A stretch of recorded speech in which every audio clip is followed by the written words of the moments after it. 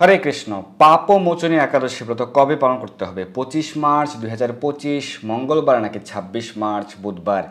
কেউ বলছে মঙ্গলবারের ব্রত, কেউ বলছে 26 তারিখ বুধবারের ব্রত। আসলে কোন দিন এই ব্রত পালন করতে হবে আজকে আমরা সেই বিষয়ে আলোচনা করব এবং এই পাপমোচনী একাদশী ব্রতের মাহাত্ম্যকতা সম্পর্কে আমরা শ্রবণ করব এবং এই ব্রতের পরদিন সকালের পারণের সময়সূচি সারা বিশ্বের 151টি স্থানের পরদিন সকালের পারণের সময়সূচি আজকে আলোচনার শেষের দিকে দেওয়া থাকবে। তো এই চৈত্র মাসের কৃষ্ণপক্ষের একাদশী ব্রত পাপমোচনী একাদশী ব্রত অত্যন্ত মাহাত্ম্যপূর্ণ, কিন্তু কোন দিন ব্রত পালন করতে হবে, 25 তারিখ নাকি 26 তারিখ, এই সম্পর্কে আজকে আমরা আলোচনা করব এবং এই ব্রতের যে মাহাত্ম্য সেটিও অনেক গুরুত্বপূর্ণ। বিশেষ করে একজন নারী পুরুষের মধ্যে, ছেলে মেয়ের মধ্যে যেরকম ভাবে কামের প্ররোচনায় অধঃপতন হতে পারে, সে মুনি হলেও, ঋষি হলেও, সে ব্রহ্মচারী সন্ন্যাসী হলেও তার যে অধঃপতন হতে পারে সেই বাস্তব দৃষ্টান্ত আমরা শ্রবণ করব এই একাদশী ব্রতের মাহাত্ম্য থেকে। তো সেই কারণে সকলকেই আমাদেরকে সর্বদাই সচেতন থাকতে হবে এবং প্রতিদিন ভগবানকে প্রার্থনা করতে হবে, গুরুদেবকে প্রার্থনা করতে হবে যেন আমরা সর্বদা গুরুদেবের কৃপায়, ভগবানের কৃপায় প্রতিনিয়ত হরিনাম জপ কীর্তন, শাস্ত্র অধ্যয়ন, সাধুসঙ্গ এবং সর্বদা নিজেকে ব্যস্ত রাখা, ভগবানের সেবায় ব্যস্ত রাখার মাধ্যমে যেন আমরা নিজেকে সুরক্ষিত রাখতে পারি, কামেনী কাঞ্চনের দ্বারা এই যে অধঃপতন থেকে যেন আমরা নিজেকে সুরক্ষিত রাখতে পারি। এটি একটি বিশেষ মেসেজ এই একাদশী ব্রতের মাহাত্ম্য থেকে আমরা শ্রবণ করব। কিন্তু প্রথমে আমরা জেনে নিই যে কোন দিন কোন স্থানে ব্রত পালন করতে হবে এবং কেন ভারতে বাংলাদেশে 26 তারিখ ব্রত, এর কারণ কি, কেন দশমী বিদ্যা হচ্ছে, আসলেই দশমী যুক্ত হচ্ছে কিনা, কখন একাদশী তিথি শুরু হচ্ছে, কখন একাদশী তিথি সমাপ্ত হচ্ছে এবং দশমী তিথি থাকছে কিনা, ব্রাহ্ম মুহূর্ত কখন শুরু হচ্ছে, সেই সময়সূচি আমরা কিন্তু প্রদান করব এবং বিশুদ্ধ সিদ্ধান্ত অনুযায়ী আমরা দেখব যে আসলেই ভারত বাংলাদেশে কোন দিন ব্রত পালন করতে হচ্ছে। তো কোন কোন স্থানে 25 তারিখ ব্রত পালন করতে হবে আর কোন কোন স্থানে 26 তারিখ ব্রত পালন করতে হবে, চলুন আমরা সেই বিষয়টি জেনে নিই। তো যে সকল স্থানে 25 মার্চ 2025 ব্রত পালন করতে হবে, যে সকল স্থানে মঙ্গলবারে ব্রত পালন করতে হবে সেগুলি হচ্ছে যারা মধ্যপ্রাচ্যে রয়েছেন, মধ্যপ্রাচ্যের সকল দেশে দুবাই, আবুধাবি, শহর আরব আমিরাত, কাতার, কুয়েত, ওমান, সৌদি আরব, লেবানন, বাহরাইন, এই মধ্যপ্রাচ্যের সকল দেশে ব্রত পালন করতে হবে 25 তারিখ মঙ্গলবারে। এছাড়া ইউরোপ মহাদেশের সকল দেশে, রাশিয়া সহকারে ইউরোপ মহাদেশের সকল দেশে, আফ্রিকা মহাদেশের সকল দেশে এবং America, Canada, Mexico, Brazil, Argentina, Chile, Peru সহ উত্তর আমেরিকা মহাদেশ, দক্ষিণ আমেরিকা মহাদেশের সকল দেশে ব্রত পালন করতে হবে 25 তারিখ মঙ্গলবারে। আর যারা এশিয়া মহাদেশে রয়েছেন, অস্ট্রেলিয়া সহকারে, এশিয়ার ক্ষেত্রে এই ভারত, বাংলাদেশ, নেপাল, ভুটান, শ্রীলঙ্কা, মায়ানমার সহ দক্ষিণ পূর্ব এশিয়ার সকল দেশে এবং চীন, জাপান, হংকং, দক্ষিণ কোরিয়া, মালয়েশিয়া, সিঙ্গাপুর সহ পূর্ব এশিয়া এবং মধ্য এশিয়ার সকল দেশে ব্রত পালন করতে হবে 26 তারিখ বুধবারে এবং অস্ট্রেলিয়া, নিউজিল্যান্ডের ব্রত 26 তারিখ বুধবারে। তো আমরা জেনে গেলাম যে কোন দিন কোন স্থানে ব্রত পালন করতে হবে, কিন্তু কেন ভারতে বাংলাদেশে ব্রত 26 তারিখ, কেন 25 তারিখ নয়? তো একাদশী তিথি কখন শুরু হচ্ছে? ভারতের সময় অনুযায়ী একাদশী তিথি শুরু হচ্ছে 25 মার্চ ভোর 5টা 5 এবং সমাপ্ত হবে 26 মার্চ ভোর 3টা 45 এখন অনেকে প্রশ্ন হতে পারে, আরে 25 মার্চ ভোর 5টা 5 থেকে একাদশী তিথি শুরু, তাহলে তো 25 তারিখ সারা দিন রাত একাদশী তিথি থাকছে, তাহলে কেন ব্রত পালন করতে হবে 26 তারিখ? এর কারণ হচ্ছে 25 তারিখ দশমী বিদ্যা, দশমী যুক্ত হচ্ছে।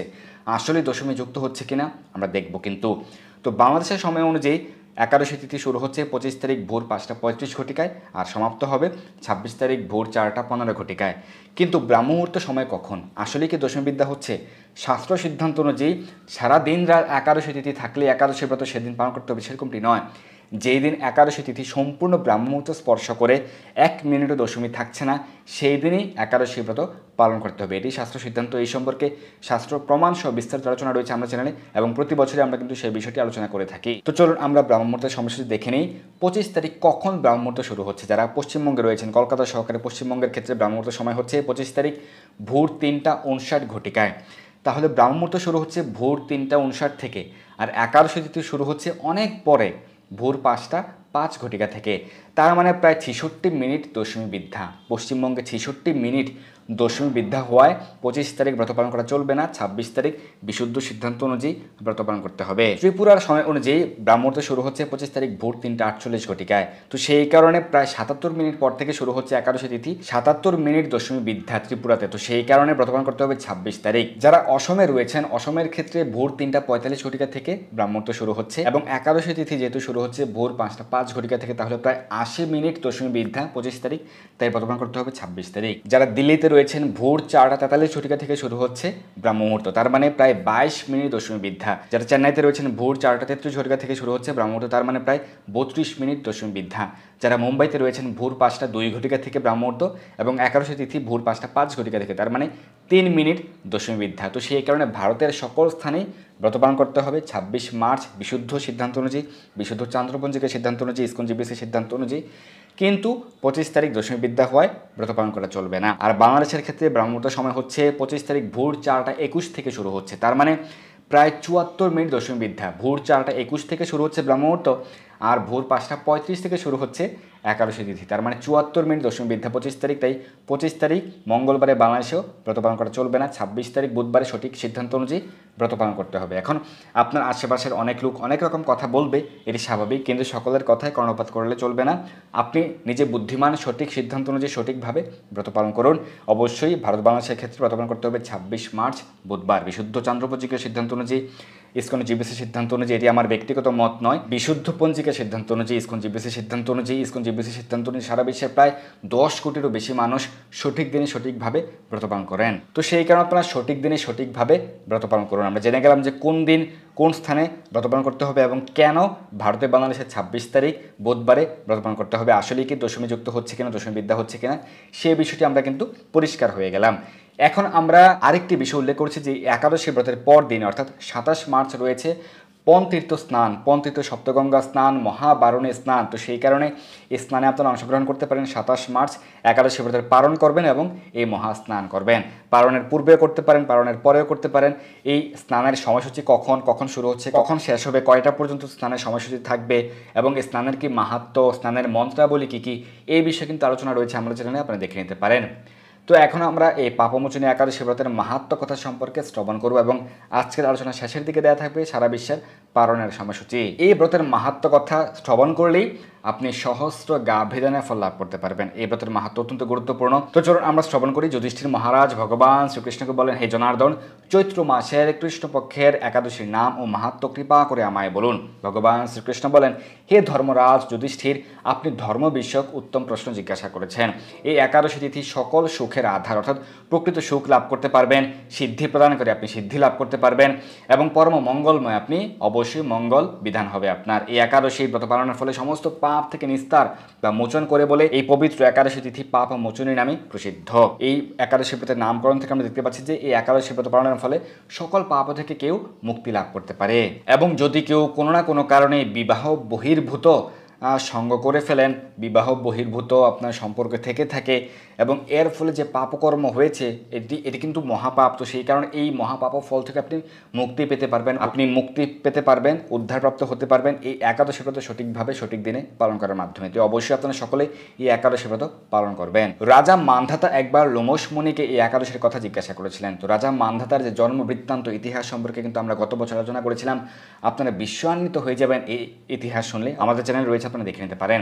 তো লোমশ মুনিকে এই রাজা মান্ধাতা এই একাদশী ব্রত সম্পর্কে জিজ্ঞাসা করেছিলেন। তার বর্ণিত সেই বিচিত্র উপাখ্যানটি আপনার কাছে বলছি, আপনি মনোযোগ দিয়ে তা শ্রবণ করুন। প্রাচীনকালে অতি মনোরম চৈত্র রথ পুষ্প উদ্যানে মুনিগণ বহু বছর ধরে তপস্যা করতেন। এক সময় মেধাবী নামে এক ঋষিকুমার সেখানে তপস্যা করছিলেন। মঞ্জু ঘোষা নামে এক সুন্দরী অপ্সরা তাকে বশীভূত করতে চাইল।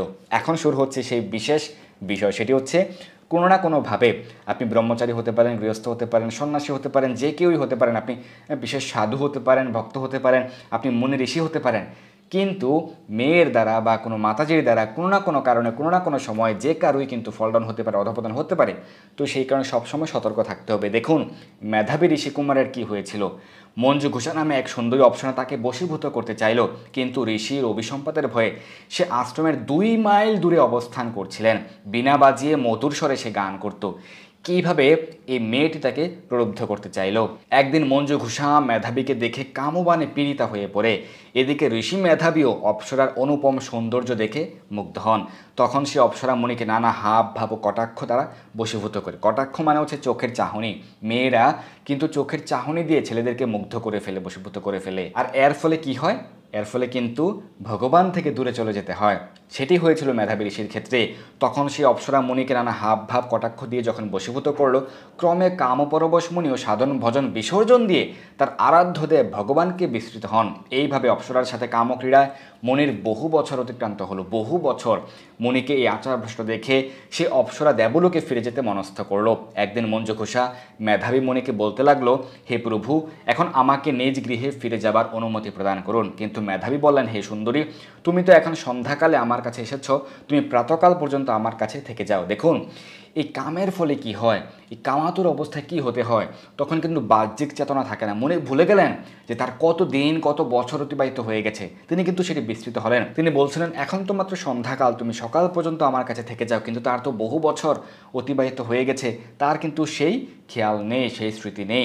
মনের কথা শুনে অভিসম্পাদ ভয়ে সে অপ্সরা আরও কয়েক বছর তার সাথে বাস করলো।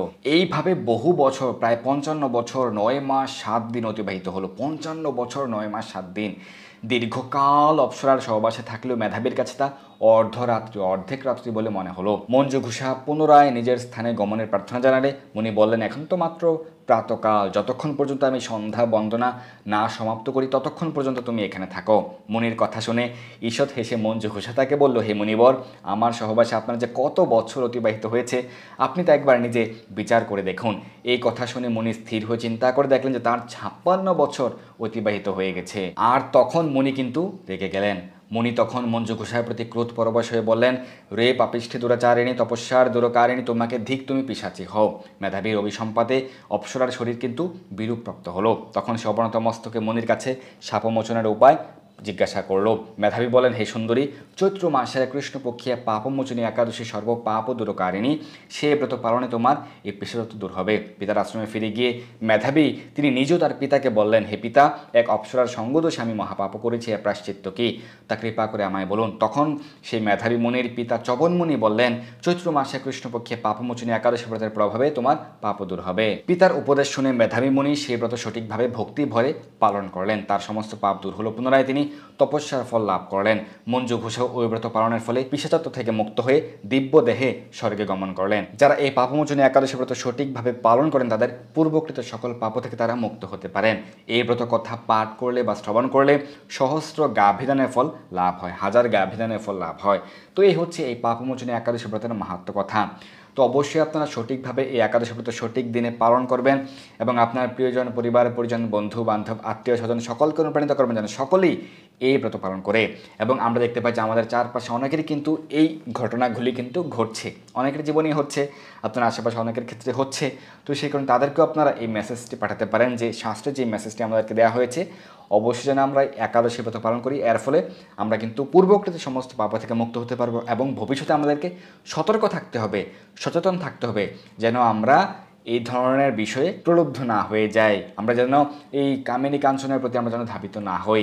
ছেলে মেয়ের প্রতি, মেয়ে ছেলের প্রতি, নারী পুরুষের প্রতি, পুরুষ নারীর প্রতি যে এই কামবানে পীড়িত হয়ে যে তাদের যে অধপতন হয় সেটির প্রতি আমাদেরকে অবশ্যই সতর্ক থাকতে হবে যেন আমরা কখনোই মায়ার দ্বারা বিচলিত না হয়ে পড়ি। তো সেই কারণে ভগবানের চরণকমলে আমাদেরকে শরণাগত থাকতে হবে, গুরুদেবের নিকট প্রার্থনা করতে হবে। গুরুদেবের নিকট প্রার্থনার মাধ্যমে ভগবানের নিকট প্রতিদিন সকালে প্রার্থনা করবেন প্রার্থনার মাধ্যমে, এবং নিজেকে অবশ্যই ব্যস্ত রাখতে হবে, ভগবানের সেবায় ব্যস্ত রাখতে হবে, নিজেকে বিভিন্ন কর্মে কাজে ব্যস্ত রাখতে হবে, শাস্ত্র অধ্যয়ন, হরিনাম জপ কীর্তন, সাধুসঙ্গ প্রভৃতির মাধ্যমে ব্যস্ত রাখার মাধ্যমে আমরা কিন্তু নিজেকে সুরক্ষিত রাখতে পারবো। তো এই হচ্ছে এই একাদশী ব্রত মাহাত্ম্য কথা, অত্যন্ত গুরুত্বপূর্ণ এবং এই একাদশী ব্রত অত্যন্ত গুরুত্বপূর্ণ, অবশ্যই আপনারা সকালে পালন করবেন। এখানে সারা বিশ্বের পালনের সময়সূচি দেওয়া হয়েছে, সারা বিশ্বের 151টি স্থানের ব্রতের তারিখ, আবারও বলছি ব্রতের তারিখ এবং ব্রতের পরদিন সকালের পালনের সময়সূচি দেওয়া হয়েছে। অবশ্যই আপনারা সঠিকভাবে সঠিক সময়ের মধ্যে পালন করবেন। ধন্যবাদ সবাইকে। হরে কৃষ্ণ।